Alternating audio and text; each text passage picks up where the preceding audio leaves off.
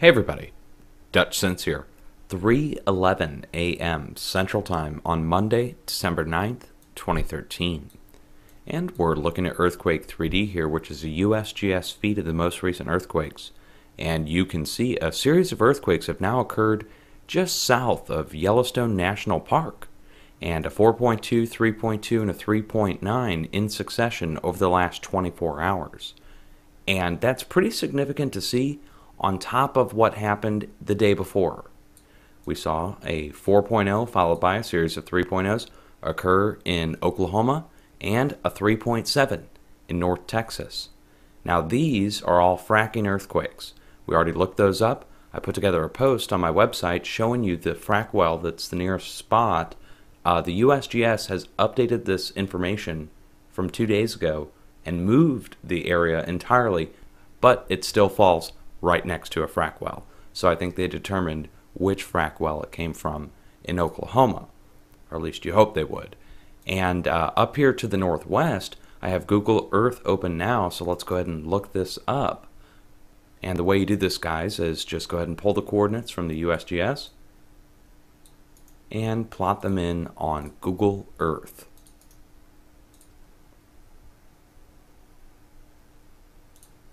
Okay. So this will just show you what's in the surrounding area. And of course, there's not much going on here man-made wise, but it is just south of the park. Let's go ahead and look and see how far that is mile-wise.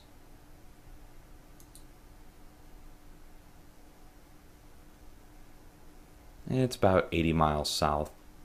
Okay, so that's fairly far, but definitely still part of the overall volcanic complex. The volcanic chain they found goes all the way down, stretching down into Idaho, and we're talking past eruptions of Yellowstone, and we don't have time to go look that up now, but if you're interested, I'll put some links down below for Yellowstone. Let's go back over and take a look at Earthquake 3D.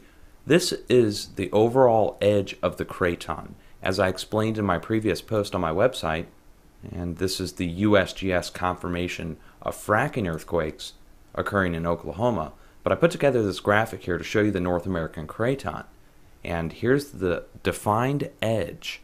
And it goes all the way up here to the Pacific Northwest, south through Texas and Louisiana, and then curls up the East Coast. And we've got Yellowstone right here along the edge. So we had movement along the southern edge, and again, that's Texas, Oklahoma, and that was the 4.0 activity we just looked at here. And then that was subsequent movement occurring at Yellowstone. And this is kind of a transfer effect that's going on here, guys.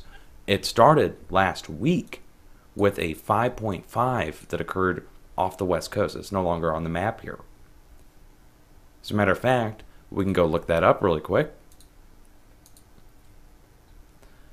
And then you can see it.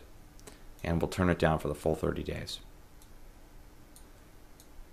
So there you have it. 5.5 kicked it off. That took it down to Oklahoma, which kicked off multiple 3.0 earthquakes, building up to the 4.5. And as I said in my post, I'm not trying to brag or anything here, guys, but set it, watch Yellowstone, watch the fracking operations.